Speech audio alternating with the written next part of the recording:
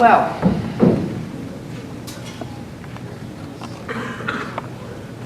are we on? That's my name. Don't wear it out.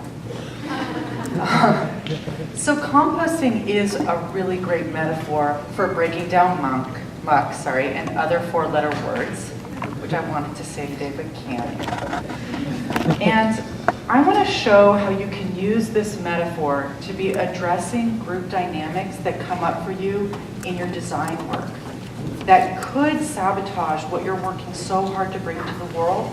But I think if you know something about them, you can really get a handle on them and get your projects back up and running.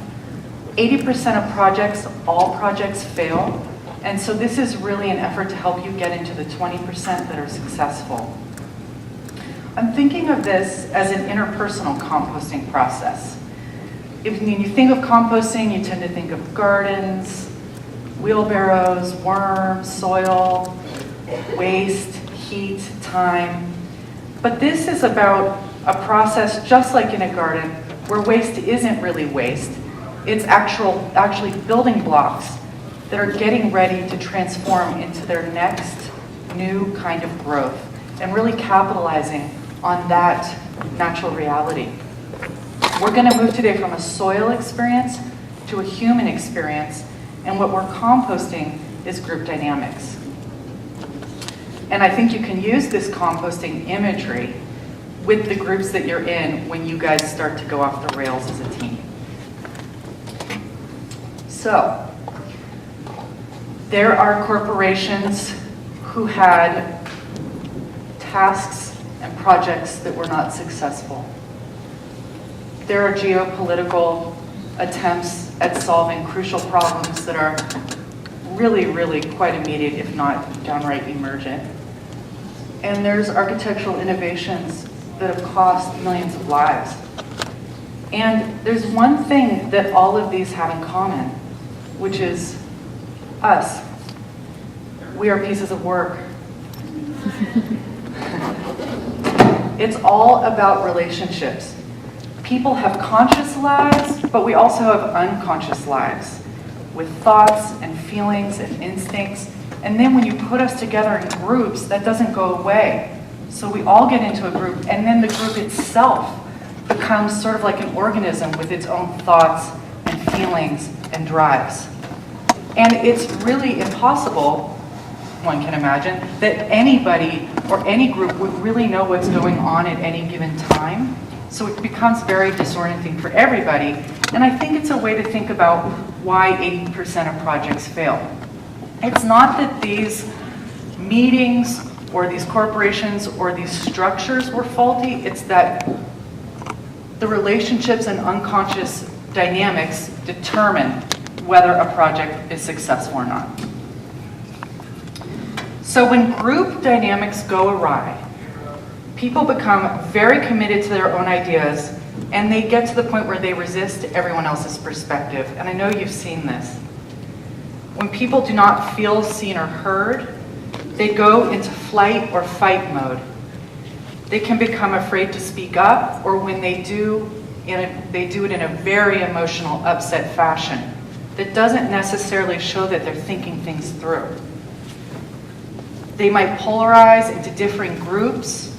They might pair up into small teams or reconfigure into new organizations that create coups d'etats. The reality is that human beings are just this way. We have these unconscious processes. They're not going away. They're wild and woolly. They want to run the show, and we kind of just have to figure out how to live with them. It's just what we do in groups, and we'll continue to do it till the end of time. We are unconsciously compelled, any group we're in, to wrestle out of it and try to create a new group again and again and again. So we're constantly forming groups, fracturing groups, and reconfiguring groups. This just is.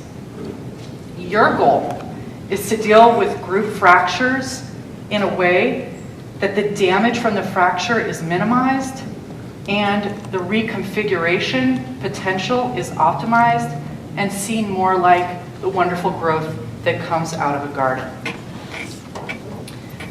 I have a story to share with you about Occupy San Francisco. Do you remember what that was? It demonstrates what actually happens inside relationships and group dynamics. And I'm using it as an example of a derailed project that was able to get back on track. And it's a story that begins with group fracture. Here was a project and a movement that was really important to so many people. And it attracted a diversity of folk.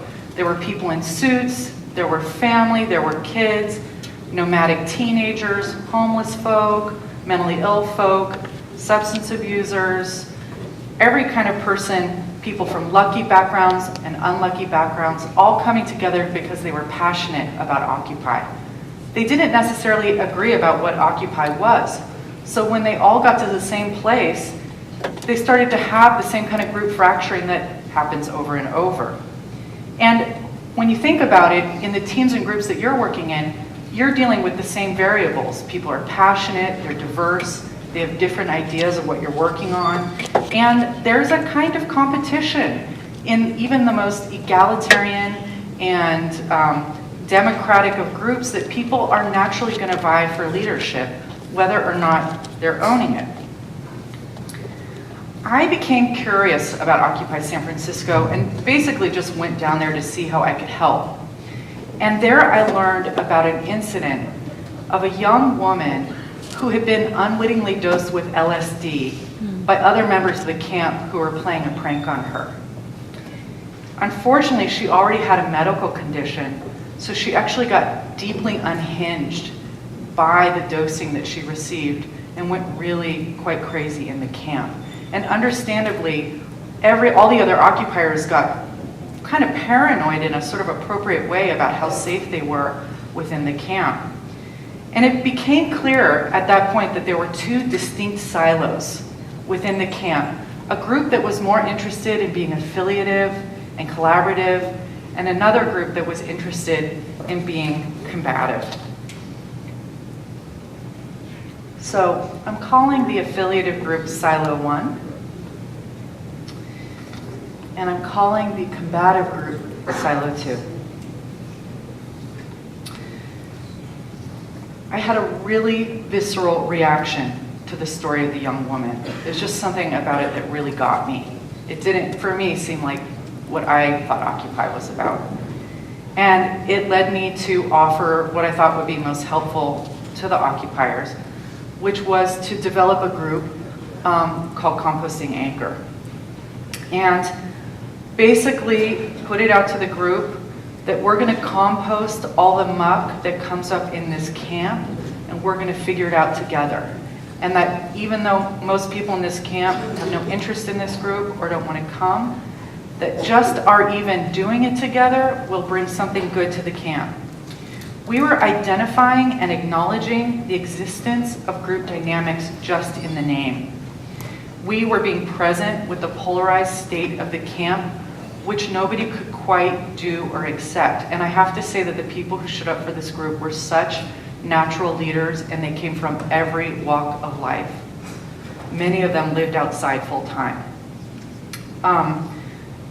Everybody in the group worked really hard neither to go into a state of fight, nor into a state of flight, not to polarize, not to move into small groups, not to undermine any leadership. In fact, we worked really hard at really enhancing and inviting the leadership of everybody there, even people that, when you looked at them, it was sort of ridiculous to think how you would find something leadership-ish in them. And we also worked on developing compassion for everybody and really holding very firm boundaries about violence and nastiness within the camp, which I think can be counterintuitive, that in one's compassion you can actually be even more firm about what's dangerous.